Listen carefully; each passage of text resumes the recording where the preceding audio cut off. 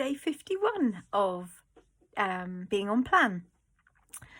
Anyone who watched my video yesterday will know that I talked about how disappointed I was in my only 0.6 gone this week, and that I really needed a lot of resilience to push through.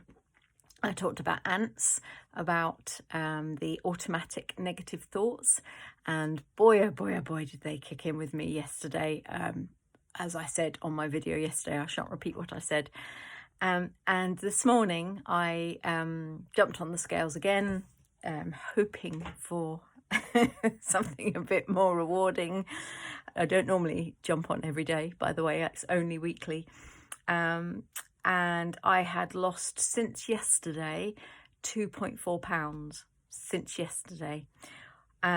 And it just made me laugh. It really did. And I wanted to share that with you all, because if I had listened to my ants, my automatic negative thoughts yesterday that happened to us all, and acted on them. So a thought leads to a feeling, which leads to an action. So the negative thoughts are, this isn't bloody working. It's because I've moved to step 2 now, and I always knew that I had something wrong with my metabolism, and perhaps the fact that I'm now on 1 indomethacin a day is also affecting things. What's the bloody point? Let's just forget it until I'm back off of my indomethacin and then start again.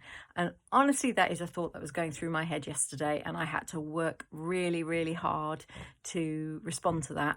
Now, if I'd listened to that and just gone sod it, I wouldn't have had the reward this morning, and I would have been basing that action of sod it, I'm just gonna be off plan now, until and I wouldn't never have got that reward, and it would have been based on falseness, because it's not true. In fact, what I thought to myself was, well, that'll blooming teach me to think negatively, won't it? And if I had listened to that yesterday, then and eaten something, then I wouldn't have push through those negative thoughts that aren't true. And that's the thing about negative thoughts. You've really got to question, are these based in fact? And although and the thing with enabling thoughts is they're really compelling, because they might be true or they're partially true. Because it's certainly true that my metabolism has been affected, and it's certainly true that indomethacin slows down your metabolism, and being on them makes it much harder to keep the weight off. So they were very real reasons why I can imagine if I had listened to them and not pushed through, I would have eaten. But they weren't based in real fact, because I didn't know whether it was that or whether it was just a plateau, which it clearly was. Whether it was the fact that I had exercised quite strenuously the day before. And I think that probably what was happening was there was a bit of water retention going on from that. So, yeah. Don't listen to those negative thoughts. Really, really challenge what you're thinking.